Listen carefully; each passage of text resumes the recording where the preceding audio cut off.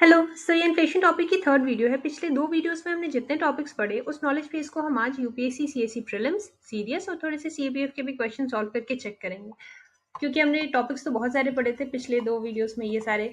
तो अब exactly UPSC कहाँ से क्वेश्चन ज़्यादा पूछ रही है वो हमें प्रीवियस ईयर क्वेश्चन से पता चलेगा। और दो स्लाइड्स बच गए थे जो मैंने आपसे कहा था कि इस वीडियो में कवर करेंगे, बट उन स्लाइड से प्रीवियस ईयर क्वेश्चंस में बहुत ज़्यादा क्वेश्चंस मुझे दिखे नहीं। ये स्लाइड थी। देखो टॉपिक्स तो इम्पोर्टेंट ही हैं लेकिन क्वेश्चंस दिखे नहीं मुझे, तो पहले प्रीवियस ईयर क्वेश्चन सॉल्व कर लेते हैं, उसके बाद फिर ये पढ़ेंगे। ये सीडीएस के प्रीवियस ईयर क्वेश्चंस और इसके नीचे प्रीलिम्स के और थोड़े से सीएपीएफ एसी के भी प्रीवियस ईयर क्वेश्चंस हम सॉल्व करेंगे आज। So first question, the sustained decrease in the general price level is known as. हमने पढ़ा था कि sustained increase in the rate of most of the items are known as inflation. So यहाँ पे हम सस्टेन डिक्रीज की बात कर रहे हैं, तो sustain increase was inflation, sustain decrease seems opposite to it ना। अब उसके इन्फ्लेशन के अपोजिट क्या होता है? या तो डिसइन्फ्लेशन हो सकता है या फिर डिफ्लेशन हो सकता है। ऑप्शन में क्या है इन दोनों में से? डिफ्लेशन। सो ये आंसर है। और आगे भी देख लेते हैं स्टैगफ्लेशन। स्टैगफ्लेशन क्या होता है? हमने पिछले वीडियो में पढ़ा था कि stagflation means stagnation plus inflation plus unemployment, which is quite a rare phenomena. ये डिवैल्यूएशन ऑफ करेंसी की बात कर रहा है, तो ये आंसर होगा नहीं। रिसेशन, ये तो बिल्कुल ही आंसर नहीं होगा। So answer is deflation. देखो कितना सिंपल था, है ना। अच्छा, ये डिसइन्फ्लेशन और डिफ्लेशन ये ऊपर वाली स्लाइड में भी था। डिसइन्फ्लेशन और डिफ्लेशन के बीच में क्या अंतर है? मैंने आपको पिछले वीडियो में बताया था इन्फ्लेशन टारगेटिंग का कॉन्सेप्ट। 4 ± 2% हमारी आरबीआई ने रेंज सेट करा है इन्फ्लेशन का, हेल्दी रेंज 2% से लेकर 6% तक। सो 6% से जब इन्फ्लेशन डिक्रीज होकर 4% पर आता है, it is known as disinflation. और 4% के बाद से नीचे कितना भी चला जाए इन्फ्लेशन, उसको क्या कहेंगे? उसको कहेंगे हम डिफ्लेशन। पिछले वीडियो में ये नंबर्स में थोड़ी सी गड़बड़ हो गई थी, इसलिए मैंने यहाँ पे आपको दोबारा से एक्सप्लेन कर दिया कि जब भी इन्फ्लेशन 6% से डिक्रीज होके 4% पे आता है उसको हम डिसइन्फ्लेशन कहते हैं, और 4% से नीचे जाता है डिफ्लेशन कहते हैं। दोनों में ही चीजों के दाम कम होते हैं, लेकिन सुनने में अच्छा लग रहा है कि महंगाई कम होती है, पर डिसइन्फ्लेशन तो ठीक है लेकिन डिफ्लेशन लॉन्ग रन में बहुत हार्मफुल होता है इकोनॉमी के लिए, क्योंकि इससे ग्रोथ, इकोनॉमिक ग्रोथ जो कंट्री की है वो स्लो हो जाती है और रिसेशन का खतरा आ जाता है। पिछले वीडियो में भी हमने ये चीज देखी थी, यहाँ पे भी आपको अच्छे से एक्सप्लेन कर दिया। अब सेकंड क्वेश्चन पे आते हैं। सेकंड क्वेश्चन क्या है? Which one of the following is a major which one of the following is a measure that can be used by the government for combating inflation? मतलब government inflation को रोकने के लिए इनमें से कौन से स्टेप ले सकती है? पहला क्या है? Increasing the non planned expenditure on defence और पुलिस। अरे ये कैसे होगा? जब गवर्नमेंट अपना एक्सपेंडिचर इंक्रीज करेगी उसका मतलब तो ये हो गया ना कि मनी सप्लाई इंक्रीज हो गया। पिछले वीडियो में हमने पढ़ा था मनी सप्लाई इंक्रीज होगा, इसका मतलब मार्केट में पैसे इंक्रीज होंगे, लोगों के हाथों में पैसे इंक्रीज होंगे, और मार्केट में जब पैसे इंक्रीज होंगे इसका मतलब इन्फ्लेशन है। तो यहाँ पे क्या लिखा है? Increasing the non planned expenditure on defence और पुलिस। तो गवर्नमेंट ने अपना एक्सपेंडिचर इंक्रीज किया है, जिसका मतलब होता है कि मनी सप्लाई इंक्रीज होगी, जिसका मतलब ये हो गया कि इन्फ्लेशन इंक्रीज होगा, यानी ये वाला ऑप्शन तो गया। सेकंड है providing more subsidies on exports. Again subsidies, government ज्यादा से ज्यादा सब्सिडीज, मोर सब्सिडीज। गवर्नमेंट चाहे अपना एक्सपेंडिचर इस तरीके से इंक्रीज करी हो, नॉन प्लान एक्सपेंडिचर ये सब, या फिर सब्सिडीज के फॉर्म में इंक्रीज करी हो। गवर्नमेंट अगर खर्चा कर रही है, पैसे इकोनॉमी मतलब पैसे इकोनॉमी में ज्यादा आ रहे हैं, मनी सप्लाई ज्यादा आ रहा है, मार्केट में लोगों के पास पैसे ज्यादा आ रहे हैं, इन्फ्लेशन का केस, तो गवर्नमेंट यार सब्सिडीज भी दे रही है तो खर्च ही कर रही है, तो फिर इसमें भी इन्फ्लेशन बढ़ेगा। ये वाला भी आंसर नहीं होगा। उसके बाद increasing the rate of interest on weight slide, या increasing the rate of interest on savings and fixed deposits, ये रहा हमारा आंसर। मैंने आपको कल बताया था कि गवर्नमेंट जब इंटरेस्ट रेट बढ़ा देगी, सपोज बैंक में आपको इंटरेस्ट ज्यादा मिल रहा है, तो आप तो यही सोचोगे ना, लोग तो यही सोचेंगे कि बैंक में इंटरेस्ट ज्यादा मिल रहा है तो पैसे बचाते हैं, खर्च क्यों करते हैं। अभी अगर पैसे आपका सपोज बैंक में अभी आपको 4% इंटरेस्ट मिल रहा है सेविंग अकाउंट पे आपके, कल को ये इंक्रीज होके 7% हो जाता है, तो आप तो यही सोचोगे ना कि पैसे बैंक में अगर हम रखेंगे तो हमारे पैसे बढ़ रहे हैं, तो लोग पैसे बैंक में ज्यादा सेव करने लगेंगे, मार्केट में खर्च नहीं करेंगे, मार्केट में पैसे नहीं आएंगे तो मनी सप्लाई डिक्रीज होगा। और सिर्फ यही वाली बात नहीं है, सेविंग्स वाली ही बात नहीं है, उससे भी इंपॉर्टेंट कॉन्सेप्ट है लोन वाला, कि जब इंटरेस्ट, अच्छा लेकिन यहाँ पे लोन वाला दिया नहीं, यहाँ पे सेविंग और एफडी की बात की है, ठीक है। और जो दूसरा कॉन्सेप्ट था लोन वाला, जो मैंने आपको प्रीवियस वीडियो में बताया था, वो लोन के इंटरेस्ट रेट पे था, कि जब लोन्स पे इंटरेस्ट रेट बढ़ जाते हैं तो लोग लोन लेना क्या करेंगे, कम कर देते हैं, तो फिर मार्केट में उससे भी मनी सप्लाई डिक्रीज हो जाती है। और यहाँ पे तो सेविंग और एफडी का तो मैंने आपको बता ही दिया कि जब ज्यादा इंटरेस्ट मिलता है तो लोगों के अंदर सेविंग करने की टेंडेंसी बढ़ जाती है और लोग खर्च कम करने लगते हैं। खर्च कम करेंगे तो मार्केट में पैसा कम सर्कुलेट होगा, लिक्विडिटी कम होगी, मनी सप्लाई डिक्रीज होगी, और इन्फ्लेशन क्या हो जाएगा, जब मनी सप्लाई डिक्रीज होगी तो इन्फ्लेशन भी डिक्रीज होगा और कंट्रोल होगा। तो आंसर थर्ड हो गया। फिर भी हम लोग फोर्थ ऑप्शन भी देख लेते हैं। फोर्थ ऑप्शन क्या है? फोर्थ ऑप्शन है reduction in the CRR, cash reserve ratio. ये भी मैंने आपको पिछले वीडियो में एक्सप्लेन किया था ना कि सीआरआर क्या होता है। तो कैश रिजर्व रेशियो यानी कि आरबीआई जो कहती है, यहाँ पे भी मैं आपको एक्सप्लेन कर देती हूँ फास्टली। सपोज 100 रुपीज आपका एनडीटीएल है, नेट डिमांड टाइम लायबिलिटी वाली जो चीज है, बैंकिंग का जब हम लेक्चर देखेंगे तो वहां पर ये सब फिर से पढ़ेंगे। तो आरबीआई ने बैंक्स को कह रखा है कि कुछ पैसे आपको सीआरआर में रखने, कैश रिजर्व रेशियो, कुछ एसएलआर रखने, स्टैच्यूटरी लिक्विडिटी वाली जो चीज है, और उसके बाद बाकी जो पैसे बचते हैं बैंक ये लोगों को लोन्स देता है। तो अगर कैश रिजर्व रेशियो डिक्रीज कर दिया आरबीआई ने, यानी आरबीआई ने बोला कि मान लो बैंक पहले 10 रुपीज रखता था वो कैश, मैं सिर्फ एग्जाम्पल दे रही हूँ आपको, ठीक है। मान लो पहले बैंक 10 रुपीज यहाँ रखता था, 20 रुपीज यहाँ रखता था, और यहाँ पे 70 रुपीज लोन्स पे वो दे देता था, मार्केट में ये पैसे चले जाते थे।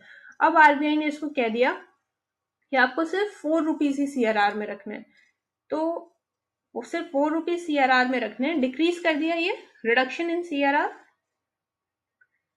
तो बैंक ये जो 6 रुपए बचे, ये 6 रुपए भी लोन में दे देगा, मार्केट में मनी सप्लाई बढ़ गई, लोन में ज्यादा अमाउंट बैंक सब दे रहे हैं, मनी सप्लाई बढ़ गई है, पैसों का सर्कुलेशन बढ़ गया है। होप आपको ये समझ में आया, आप कंफ्यूज नहीं हुए। अगर आपको फिर से भी कंफ्यूजन लग रही है तो आप कल वाला जो लेक्चर था उसको देख लीजिए, वहां पे और भी ज्यादा टाइम लेकर इसको एक्सप्लेन किया गया है। बाकी ये कॉन्सेप्ट तो बहुत सिंपल सा ही है, अगर आपने पहले से बैंकिंग वाला कॉन्सेप्ट पढ़ रखा है तो ये बहुत ईजी सी चीज है, बहुत नॉर्मल है कि रिडक्शन इन सीआरआर ये सबको पता ही होता है, इसके से इन्फ्लेशन बढ़ता है, घटता तो बिल्कुल भी नहीं है। सो अब हम अगले क्वेश्चन पे चलेंगे, या इसका आंसर हो गया third. Which of the following situations can lead to inflation. अच्छा, ये केनीशियन इकोनॉमिक्स का कॉन्सेप्ट मैंने आपको कल बताया था, rapid growth of aggregate demand outweighing supply. ये देखो, which one of the following situations can lead to inflation, यहाँ पर ये क्या बोला है, rapid growth of aggregate demand, यानी कि डिमांड तो बढ़ रही है, आउटवेइंग सप्लाई यानी सप्लाई से ज्यादा डिमांड बढ़ बढ़ के इतनी हो गई कि सप्लाई से ज्यादा डिमांड हो गई। अब किसी चीज की अगर जितनी सप्लाई है उससे ज्यादा डिमांड है, यानी मार्केट में उतनी चीज ही नहीं है जितना उसकी डिमांड है। जैसे कि एक एग्जांपल आपको बताया था कि 1 kg सपोज ओनियन है इस ओनियन सेलर के पास, और इसके पास 1 kg ओनियन खरीदने के लिए 5 अलग अलग लोग आ गए, सबको 1 kg ओनियन चाहिए, तो मार्केट में डिमांड तो हो गई 5 kg ओनियन की, पर सेलर के पास या मार्केट के पास कह लो सिर्फ 1 kg ओनियन है। तो ये सेलर जो पहले ₹20 में ओनियन दे रहा था, अब इसकी मर्जी, अब ये कहेगा नहीं भाई मैं तो ₹50 में ओनियन अपने सेल करूंगा, है ना। अब ये लोगों के पास कोई ऑप्शन नहीं बचेगा, क्योंकि डिमांड तो बहुत ज्यादा है और सप्लाई बहुत कम है। तो यही चीज है। तो इससे इन्फ्लेशन तो हुआ ना, ये 20 से 50 जो प्राइस हाइक हुआ, वही चीज है। तो इसमें तो ऑप्शन 1 बहुत क्लियरली समझ में आ रहा है, ये भी आपको लेक्चर में पढ़ाया था। अच्छा, अगला ऑप्शन भी देख लेते हैं क्या है। Sluggish growth of aggregate demand, नहीं ये तो बिल्कुल नहीं, जब डिमांड ही बहुत स्लो ग्रोथ हो रहा है डिमांड का, स्लगिश ग्रोथ तो वो तो होगा ही नहीं option. Reduction in money supply, money supply अगर रिड्यूस हो रही है, मार्केट में पैसे रिड्यूस हो रहे हैं, लोगों के हाथों में पैसे रिड्यूस हो रहे हैं, तो जब मनी ही सप्लाई रिड्यूस हो जाएगी तब इन्फ्लेशन कहाँ से। जब मनी सप्लाई रिड्यूस हो जाएगी, लोगों के पास पैसे ही नहीं है, तो प्राइस हाइक कहाँ से होगा। प्राइस हाइक होगा तो लोग खरीद थोड़े पाएंगे, है ना। तो जब मनी सप्लाई डिक्रीज हो जाती है तब तो इन्फ्लेशन भी डिक्रीज हो जाता है। मतलब ये वाला ऑप्शन भी नहीं होगा हमारा। D, higher levels of unemployment, ये भी नहीं होगा। जब लोगों के पास पैसे नहीं है, जॉब नहीं है, पैसे नहीं है, तो फिर मार्केट में पैसे भी ज्यादा सर्कुलेट नहीं होंगे, लिक्विडिटी भी ज्यादा नहीं होगी। तो फिर ये बहुत सिंपल सा था कि इसका आपका ये आंसर होगा ये। ठीक है, नेक्स्ट क्वेश्चन देखते हैं। Which of the following is are the effects of devaluation और डिप्रिशिएशन ऑफ करेंसी। अच्छा, ये वाला कॉन्सेप्ट जब आपको फॉरेन एक्सचेंज रेट वाला कॉन्सेप्ट बैंकिंग के बाद वाले लेक्चर में आप पढ़ेंगे, तो उस वक्त ये वाला क्वेश्चन सॉल्व करेंगे। अभी हाँ, wholesale price inflation has increased in India during 2021 to 2022 due to which of the following factors. Sharp increase in international prices of crude oil, decrease in economic activity post-COVID, disruption of global supply chain, high freight cost. Wholesale price inflation 2021 से 22 के बीच में बढ़ गया India में, और इसके क्या reasons हो सकते हैं। ठीक है, हमने WPI होलसेल प्राइस इंडेक्स पढ़ा था, उसमें क्या क्या चीजें कंसीडर करनी थी। प्राइमरी आर्टिकल्स, एक बार इसका क्विक रिकैप ले रहे हैं। प्राइमरी आर्टिकल्स थे, और क्या था, और फ्यूल एंड एनर्जी था, और क्या था, मैन्युफैक्चर्ड प्रोडक्ट्स थे, और वेटेज इसका सबसे हाई था, देन ये सेकंड था, देन ये थर्ड। करेक्ट, इसमें तो इतना ही इंपॉर्टेंट था। अब ये ऑप्शन देख लेते हैं क्या बोल रहा है, क्यों इंक्रीज हुए थे। Sharp increase in international prices of crude oil, अगर क्रूड ऑयल के प्राइसेस मार्केट में इंक्रीज होंगे तो होलसेल प्राइस इन्फ्लेशन भी तो बढ़ेगा, क्योंकि यहाँ पे फ्यूल को भी तो हम कंसीडर कर रहे हैं। क्रूड ऑयल कहाँ आता था, ये प्राइमरी आर्टिकल्स में आता था, और यहाँ पे प्रोसेस्ड वाली चीज आती। ठीक है, यानी ऑप्शन नंबर 1 तो होगा decrease in economic activity post Covid. अरे इकोनॉमिक एक्टिविटी अगर डिक्रीज हो जाएगी तो इन्फ्लेशन का केस थोड़े होगा। इकोनॉमिक एक्टिविटी जब डिक्रीज हो जाएगी तो इन्फ्लेशन का केस नहीं होता है, वो तो रिसेशन की तरफ इकोनॉमी चली जाती है। जब इन्फ्लेशन जब हम पढ़ रहे थे तो हमने पढ़ा था ना कि एक जगह पे हमने पढ़ा था इन्फ्लेशनरी गैप जिसके साथ आता था फिस्कल डेफिसिट का कॉन्सेप्ट। हमने पिछली वीडियो में ये कवर करा है ना, फिस्कल डेफिसिट का कॉन्सेप्ट। तो इन्फ्लेशनरी गैप, और ये क्या शो करता था, इससे इन्फ्लेशन तो था लेकिन ये हायर इकोनॉमिक एक्टिविटीज भी शो करता था। तो जब इकोनॉमिक एक्टिविटीज हाई होती हैं तभी तो इन्फ्लेशन होता है। जब डिक्रीज इन इकोनॉमिक एक्टिविटी होती है तब तो रिसेशन की तरफ इकोनॉमी बढ़ने लगती है। तो ये वाला ऑप्शन तो होगा ही नहीं, यानी ऑप्शन नंबर 2 नहीं होगा। अब बचा हमारा ये बी और डी। अब थर्ड देखते हैं, disruption of global supply chain. अरे बिल्कुल, जब डिसरप्शन होगा ग्लोबल सप्लाई चेन का तो क्या होगा, सप्लाई हमारी डिक्रीज हो जाएगी। जब सप्लाई हमारी डिक्रीज हो जाएगी तो जब सप्लाई हमारी डिक्रीज हो जाएगी तब तो ये वाली demand is greater than supply वाली सिचुएशन हमें देखने को मिलेगी, क्योंकि अगर डिमांड मान लो कांस्टेंट भी है तो सप्लाई तो डिक्रीज हो गई, तो डिमांड फिर तो इसके रिस्पेक्ट में डिमांड विल बी ग्रेटर ना सप्लाई के रिस्पेक्ट में। तो कभी भी अगर सप्लाई चेन डिस्टर्ब होती है, या तो ग्लोबल सप्लाई चेन के डिस्टर्ब होने की बात हो रही है, जो कि मोस्टली आप वॉर की वजह से, या कोविड के टाइम पे तो कोविड की वजह से भी था, वॉर की वजह से भी होता है, या किसी भी फॉर्म में अगर नॉर्मली, यहाँ तो ग्लोबल सप्लाई चेन की बात है, वैसे नॉर्मली भी अगर हम सप्लाई चेन डिस्ट्रप्शन हमने जब पढ़ा था तो हमने देखा था कि वो वेदर की वजह से भी हो सकता है, सप्लाई चेन डिस्ट्रप्शन वॉर की वजह से भी हो सकता है, ट्रेड वॉर की वजह से भी हो सकता है, और कभी जैसे ये कोविड वाली सिचुएशन थी तो उसकी वजह से भी प्रॉब्लम आई थी इकोनॉमिक एक्टिविटीज में, और उसके अलावा कभी वेदर वाले में ही रेन वाला फैक्टर भी आ गया है ना, बहुत सारे फैक्टर्स होते हैं। तो जब भी सप्लाई चेन डिस्टर्ब होगा तो demand is greater than supply वाला कंडीशन आएगा, और इसकी वजह से इन्फ्लेशन भी इंक्रीज होता है। तो इसका मतलब थर्ड ऑप्शन तो सही है। अब अगर थर्ड सही है तो बहुत क्लियरली पता चल रहा है कि बी है। फिर भी हम फोर्थ देख लेते हैं। High freight cost. High freight cost, बिल्कुल ये इन्फ्लेशन यहाँ से होगा। क्यों होगा? आपको याद है जो मैंने फर्स्ट वीडियो इन्फ्लेशन की पढ़ाई थी वहां पे मैंने फैक्टर्स बताए थे आपको इन्फ्लेशन के, उन्हीं में से एक फैक्टर था cost push inflation. Cost push inflation का फैक्टर क्या था? ये कॉस्ट पुश इन्फ्लेशन मतलब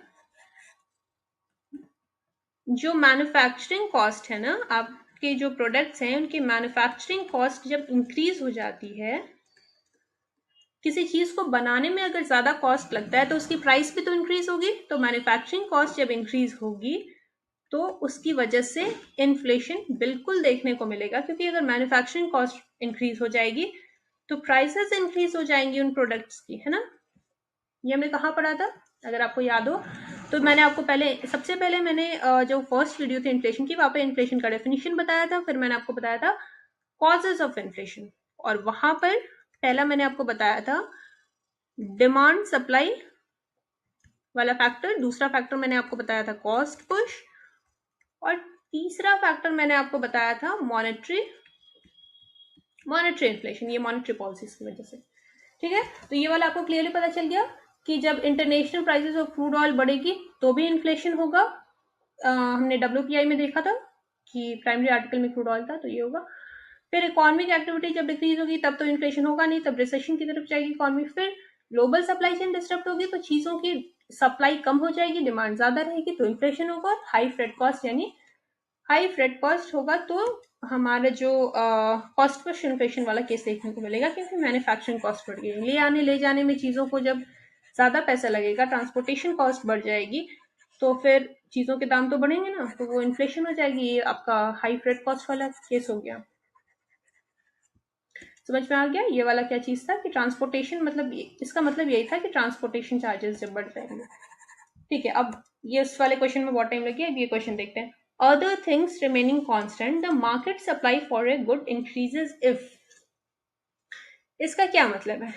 मान लो किसी प्रोडक्ट की बात हो रही है तो बाकी सारे कंडीशंस हमने कांस्टेंट माने, यानी कि यहाँ पे ये जो 3 कंडीशंस लिखे हुए इसके अलावा मार्केट में सारी चीजें कांस्टेंट है। गवर्नमेंट की तरफ से जो भी मॉनेटरी पॉलिसीज है, ये सब बाकी सब कुछ नॉर्मल चल रहा है, बस ये 3 फैक्टर्स हमको कंसीडर करने हैं। और या क्या कंडीशन है कि other things remaining constant the market supply for a good increases. अच्छा, सप्लाई कब इंक्रीज होगी? When it's price increases. हाँ, ये वाला फैक्टर होगा। हमने एक एग्जांपल देखा था ना कि मान लो किसी सीजन में किसी क्रॉप के दाम बहुत बढ़ जाते हैं। फॉर एग्जांपल मान लो किसी सीजन में दाल के दाम बहुत बढ़ गए, तो अब क्या होता है कि बाकी फार्मर्स देखते हैं कि अच्छा, यहाँ इस क्रॉप को अगर हम उगाएंगे तो ये तो बहुत अच्छे पैसे मिल रहे हैं। मान लो 100 रुपए हो गई दाल एक, या जो भी आप मतलब समझो, यार एग्जाम्पल है कि उसके दाम बहुत बढ़ गए, तो अगले सीजन में सारे फार्मर्स क्या करेंगे कि वो भी उसी पर्टिकुलर क्रॉप को उगाएंगे। इससे क्या होगा कि अगले सीजन में, नेक्स्ट सीजन में उस क्रॉप की सप्लाई बहुत इंक्रीज हो जाएगी। सप्लाई बहुत इंक्रीज हो जाएगी। क्यों इंक्रीज हो गई? क्योंकि पिछले सीजन में, प्रीवियस सीजन में उसके रेट्स बहुत हाई थे, प्राइस उसकी हाई थी, तो अगले सीजन में उसकी सप्लाई इंक्रीज हो गई। हाँ, ये अलग बात है कि एक बार सप्लाई इंक्रीज हो जाएगी तो फिर पता चला कि डिमांड से ज्यादा तो उसकी सप्लाई हो गई और चीजों के रेट डिक्रीज हो जाएंगे, और ये होता है इकोनॉमी में अक्सर। ठीक है, पर ये तो हुआ ना कि जब प्राइस राइज हुआ था तो उसकी वजह से सप्लाई इंक्रीज हुई, तो हमारा फर्स्ट ऑप्शन सही हो गया। अगले ऑप्शन को देखते हैं। Price of its factors of production decreases. किसी चीज की मैन्युफैक्चरिंग में अगर कम पैसे लगने लगेंगे तो फिर भी उसकी सप्लाई इंक्रीज होगी। अगर किसी प्रोडक्ट की मैन्युफैक्चरिंग में कम पैसे लग रहे हैं तो बिजनेसमैन उस प्रोडक्ट को बनाएगा ना, सोचेगा कि ज्यादा से ज्यादा सप्लाई सप्लाई हम इंक्रीज कर देते हैं। सप्लाई इंक्रीज कर देंगे तो फिर क्योंकि मैन्युफैक्चरिंग कॉस्ट डिक्रीज हो गया है। ये वाला अभी जो मैंने आपको कॉस्ट पुश इन्फ्लेशन समझाया था, कॉस्ट पुश इन्फ्लेशन, ये उसी का अपोजिट है ना। कॉस्ट पुश इन्फ्लेशन में क्या था कि मैन्युफैक्चरिंग कॉस्ट बढ़ जा रहा था तो उसकी वजह से दाम बढ़ रहे थे चीजों के। तो कुछ यहाँ पे क्या बताया गया है कि यहाँ पे बोला गया है कि अगर चीजों को किसी प्रोडक्ट को बनाने का जो भी चीजें उसमें यूज होती हैं, फैक्टर्स ऑफ प्रोडक्शन जो भी है वो डिक्रीज हो रहा है। तो सपोज कोई बिजनेसमैन है,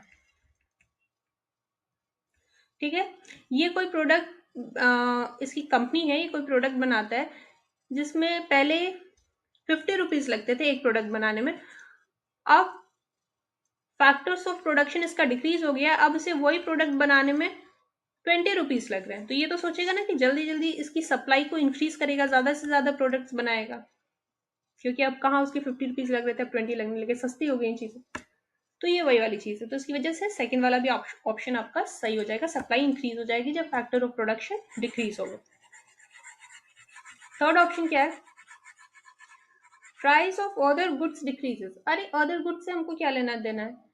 अगर आपको आ, किसी गुड की सप्लाई तो तब बढ़ेगी ना जब इस पर्टिकुलर गुड से रिलेटेड कोई चीज होगी, जैसे इसकी प्राइस इंक्रीज हुई या इसके फैक्टर ऑफ प्रोडक्शन डिक्रीज हुई, बाकी गुड्स की प्राइस इंक्रीज हुई या डिक्रीज हो, उसको क्या लेना देना है? अनटिल एंड अनलेस वो गुड्स इसके कॉम्प्लीमेंट्री गुड्स हैं या सप्लीमेंट्री गुड्स हैं। अब कॉम्प्लीमेंट्री गुड और सप्लीमेंट्री गुड का क्या कॉन्सेप्ट है, ये मैं आपको बता दूं तो कंफ्यूज तो नहीं हो गया? कॉम्प्लीमेंट्री गुड और सप्लीमेंट्री गुड, अच्छा छोड़ दो, आप कहीं कंफ्यूज हो गए तो रहने दो, यहाँ पे जरूरत नहीं है। यहाँ पे आपको जितना समझाना था वो मैंने समझा दिया कि रैंडम गुड्स की प्राइसेस से उसको कोई लेना देना नहीं है। तो ये 1 और 2 ही ऑप्शन होंगे, 1 और 2 ऑप्शन इज द करेक्ट। वैसे भी इस क्वेश्चन को एक्सप्लेन करने में बहुत ज्यादा टाइम लग गया। आई होप वीडियो लॉन्ग नहीं हो रही हो ज्यादा। अच्छा, ये कितने क्वेश्चन बचे हैं सीरियस वाले इस वीडियो में? ना तो सीरियस वाले क्वेश्चन ही बस कवर करते हैं, क्योंकि एक्सप्लेन करने में मैं थोड़ा सा पूरा रिकैप लेके एक्सप्लेन कर रही थी तो ज्यादा टाइम लग रहा है। तो देखते हैं ये वीडियो, अगर इस वीडियो में कंप्लीट हो गए सारे प्रीवियस ईयर क्वेश्चन तो ठीक है, नहीं तो एक और छोटी सी वीडियो बना देंगे जिसमें प्रीलिम्स के और ये 2 क्वेश्चन जो सीएपी फेसी के थे वो कवर कर लेंगे। सो ये होलसेल प्राइस इन्फ्लेशन, ये वाला क्वेश्चन देखते हैं। The wholesale price inflation has increase in India. अच्छा, ये वाला तो रिपीटेड क्वेश्चन है, ये वाला तो हमने कर लिया था। Consider the following statements regarding weightage of different articles in wholesale price index. थोड़ी देर पहले मैंने अभी आपको फिर से एक्सप्लेन किया है। Fuel and power have higher weightage in wholesale price index than that of primary articles. अभी एक्सप्लेन किया था ना कि होलसेल प्राइस इंडेक्स में क्या क्या ग्रुप्स थे। एक जो ग्रुप था फ्यूल एंड प्राइमरी आर्टिकल्स का था, दूसरा फ्यूल एंड एनर्जी, मैंने बताया था फ्यूल एंड पावर एक ही बात है। Writing well, fuel and energy, इसके बाद मैन्युफैक्चर्ड प्रोडक्ट्स। तो और इसका वेटेज 1, 2, 3 इस ऑर्डर में था। तो अब ऑप्शंस देखते हैं। Fuel and power have higher weightage in wholesale price index than that of primary articles. नहीं भाई, ये तो गलत है। Weightage of manufactured products in wholesale price index is higher than that of fuel and power, ये तो बिल्कुल सही है। ऐसा क्यों होता है? मैन्युफैक्चर्ड प्रोडक्ट्स का वेटेज क्यों हाई है होलसेल प्राइस इंडेक्स में? मैंने आपको पिछले वीडियो में जो कि इसमें जिसमें मैंने होलसेल प्राइस इंडेक्स आपको एक्सप्लेन करा था, उसमें बताया था कि मैन्युफैक्चर्ड प्रोडक्ट्स की वेटेज इसलिए हाई होती है क्योंकि सबसे ज्यादा variety of products manufactured products में ही हमको देखने को मिलते हैं, चाहे वो केमिकल्स हो, चाहे वो फार्मास्यूटिकल्स हो, यहाँ तक कि अपैरल्स भी इसी में आ जाते हैं। तो हर तरह की मैन्युफैक्चर्ड प्रोडक्ट्स जो है वो सबसे ज्यादा वैरायटी शो करते हैं, इस वजह से इसका वेटेज ज्यादा है। सो फर्स्ट वन नहीं होगा, तो करेक्ट पूछा ये आंसर होगा। ओके, चलो अब नेक्स्ट क्वेश्चन देखते हैं। Which of the following indicators is used to observe the monetary transmission mechanism in the economy? अच्छा, एसडीएफ और एमसीएलआर तो भी आपको पढ़ाया नहीं है सब। बैंकिंग वाले लेक्चर के बाद ये वाला क्वेश्चन सॉल्व करेंगे। मॉनेटरी ट्रांसमिशन मतलब गवर्नमेंट जो आरबीआई जो भी रेट कट करती है ना अपनी, आरबीआई की तरफ से जो भी रेट कट्स वगैरह होते हैं, जो भी पॉलिसीज पॉलिसी वाले जो भी इनिशिएटिव्स आरबीआई की होती हैं, वो बैंक्स तक वो मतलब कि ये जो आरबीआई अपनी तरफ से कट करती है वो नीचे के लेवल पर बैंक्स तक और आम लोगों तक, आम जनता तक वो चीज जो पहुंचती है, उस प्रोसेस को मॉनेटरी ट्रांसमिशन उसी को कहते हैं। बाद में उसके बारे में बात करेंगे। अभी जीडीपी डिफ्लेटर है। जीडीपी डिफ्लेटर मैंने आपको पिछले वीडियो में पढ़ाया था ना, मैंने बताया था कि प्रीवियस ईयर क्वेश्चन में ये आया भी था। जीडीपी डिफ्लेटर और ये प्राइस इंडेक्स। पहले जीडीपी डिफ्लेटर देखते हैं। Which of the following statements are correct? GDP deflator captures the average price of an unchanging basket of commodities that constitutes the GDP of the country. This statement is wrong. Second देखो, GDP deflator can be used to measure the real GDP of the economy but not the inflation rate. ये भी wrong है। मैं आपको पिछले video में मैंने आपको एक्सप्लेन करा था कि जीडीपी डिफ्लेटर का जो कॉन्सेप्ट था, मेरी राइटिंग क्यों ऐसी हो रही है? जीडीपी डिफ्लेटर का जो कॉन्सेप्ट था, ये उसमें मैंने आपको बताया था कि इट्स अ बेटर मेजर। क्यों बेटर बोला था मैंने आपको, अगर याद हो, कि जीडीपी डिफ्लेटर है यानी कि इकोनॉमी में जितने भी गुड्स एंड सर्विसेज हैं, ऑल गुड्स एंड सर्विसेज, ये सबको कंसीडर करता है क्योंकि जीडीपी में तो सारे गुड्स एंड सर्विसेज आते हैं।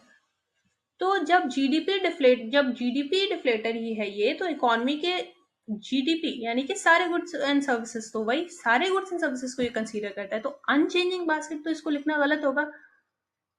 Unchanging basket of commodities, GDP deflator captures the average price of an unchanging basket of commodities. ये किसी पर्टिकुलर कमोडिटीज का तो ये बास्केट है नहीं। और अनचेंजिंग, यार कभी जीडीपी में गुड्स एंड सर्विसेज, जीडीपी तो अप डाउन होती रहती है, और जीडीपी में ये सिर्फ सॉरी अनचेंजिंग बास्केट जो मैंने कहा ना, वेट मेरे कहने का मतलब क्या था? मेरे कहने का मतलब था कि GDP deflator captures the average price of an unchanging basket of commodities. क्या यहाँ पे गलत है इस स्टेटमेंट में? ये अनचेंजिंग बास्केट ऑफ जो कमोडिटीज बोला है, ये वाली चीज कमोडिटीज, अरे वो तो सर्विस सेक्टर की भी चीजों को ले लेगा ना। जीडीपी जीडीपी में तो गुड्स एंड सर्विसेज सब आते हैं, तो सिर्फ कमोडिटीज की ही बात नहीं करता, ये सर्विसेज की भी बात करता है। First statement is wrong. Second statement is wrong because जब हम जीडीपी डिफ्लेटर को कंसीडर करते हैं तो नॉमिनल जीडीपी और रियल जीडीपी दोनों इसके फॉर्मूले में आते हैं। अगर आपको याद हो तो फॉर्मूला मैंने पिछले वीडियो में आपको बताया था। नॉमिनल जीडीपी और रियल जीडीपी, नॉमिनल जीडीपी और रियल जीडीपी बीच अंतर क्या था वो भी मैंने आपको बताया था। Nominal minus inflation is equal to real GDP, ये आपको बताया था मैंने, है ना। तो जीडीपी डिफ्लेटर के कॉन्सेप्ट में नॉमिनल जीडीपी और रियल जीडीपी जब दोनों का जिक्र होता है, तो फिर मैंने पॉइंट वाइज भी उसके बाद आपको एक्सप्लेन करा था कि जीडीपी डिफ्लेटर विद इन्फ्लेशन और विदाउट इन्फ्लेशन दोनों तरीके से चीजों के प्राइस को ट्रैक करने में हमारी हेल्प करता है। विद इन्फ्लेशन और विदाउट इन्फ्लेशन दोनों तरीके से चीजों के प्राइसेस को ट्रैक करने में हमारी हेल्प करता है जीडीपी डिफ्लेटर। इसका मतलब ये वाले तो दोनों ही गलत है। करेक्ट आंसर क्या हो जाएगा हमारा? डी।